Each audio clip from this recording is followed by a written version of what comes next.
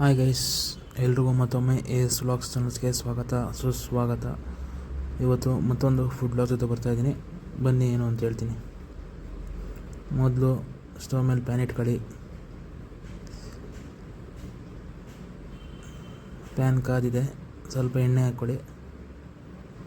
ಎಣ್ಣೆ ಕಾದ್ಮೇಲೆ ಹಸಿಮೆಣಸಿನ್ಕಾಯಿ ಸ್ವಲ್ಪ ಫ್ರೈ ಮಾಡ್ಕೊಳ್ಳಿ. ಒಂಚೂರು ಕರಿಬೇವು ಹಾಕ್ಕೊಳ್ಳಿ. ಕರಿಬೇವೆಲ್ಲ ಫುಲ್ ಸಿಡಿಬೇಕು. ಈಗ ಈರುಳ್ಳಿ ಹಾಕ್ಕೊಳ್ಳಿ.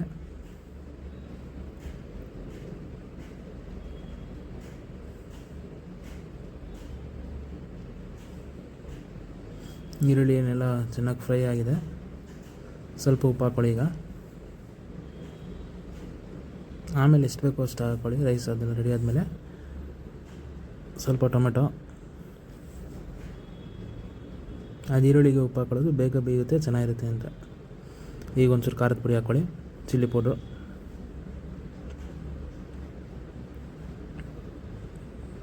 ಇದು ಸಿಂಪಲ್ ಆ್ಯಂಡ್ ಬ್ಯಾಚುಲರ್ ರೆಸಿಪಿ. ಇದು ಆರಾಮಾಗಿ ಮಾಡ್ಕೋಬೋದು. ಒಂದು 5 to 10 ಮಿನಿಟ್ಸ್ ಅಷ್ಟೇ ರೆಡಿ ಮಾಡೋಕ್ಕೆ. ಖಾರ ಎಷ್ಟು ಬೇಕೋ ಅಷ್ಟು ಮಾಡ್ಕೊಂಡು ಚಿಲ್ಲಿ ಪೌಡ್ರ್ ಹಾಕ್ಕೊಳ್ಳಿ. ಹಸಿಮೆಣ್ಸಿನ್ಕಾಯಿನೂ ಹಾಕಿರ್ತೀರ ಅಲ್ವಾ, ಅದಕ್ಕೆ. ಈಗ ಇದೆಲ್ಲ ಬೆಂದಿದೆ. ಈಗ ಇದಕ್ಕೆ ಮೊಟ್ಟೆ ಹಾಕ್ಕೊಳ್ಳಿ.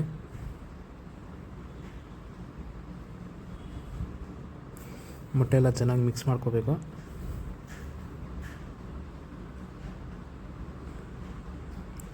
ನೋಡಿ ಎಷ್ಟು ಸಿಂಪಲ್ ರೆಸಿಪಿ ಇದು. ಮೊಟ್ಟೆ ಇವಾಗೆಲ್ಲ ಬೆಂದಿದೆ.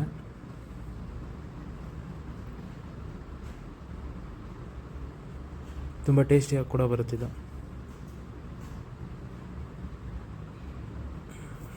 ಏನು ಜಾಸ್ತಿ ಐಟಮ್ಸ್ ಹಾಕೋಂಗಿಲ್ಲ, ಜಾಸ್ತಿ ಮಸಾಲೆನೂ ಇಲ್ಲ.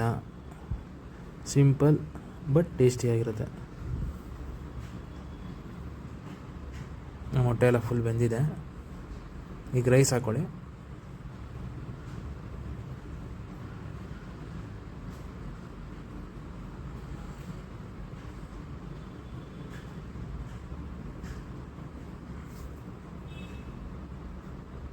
ರೈಸ್ ಎಲ್ಲ ಹಾಕ್ಕೊಂಡ್ಮೇಲೆ ಸ್ವಲ್ಪ ಅದನ್ನು ಮಿಕ್ಸ್ ಮಾಡಿ ಚೆನ್ನಾಗಿ.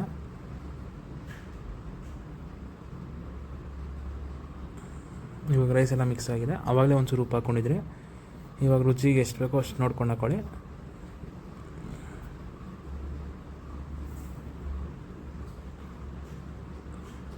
ಮತ್ತೊಮ್ಮೆ ಚೆನ್ನಾಗಿ ಮಿಕ್ಸ್ ಮಾಡ್ಕೊಳ್ಳಿ.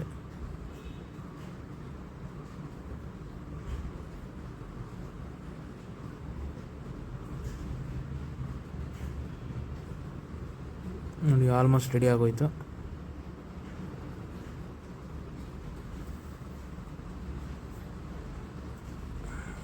ಸಿಂಪಲ್ ಎಲ್ಲ ಚೆನ್ನಾಗಿ ಮಿಕ್ಸ್ ಮಾಡ್ಕೊಳ್ಳಿ.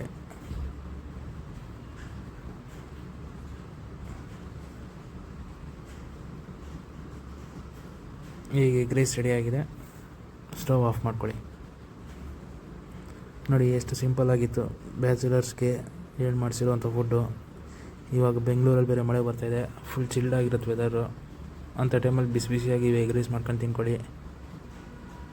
ಹೇಗಿದೆ ಅಂತ ಕಮೆಂಟ್ ಮಾಡಿ. ಇದೇ ಥರ ಸಪೋರ್ಟ್ ಮಾಡ್ತೀರಿ. Thank you.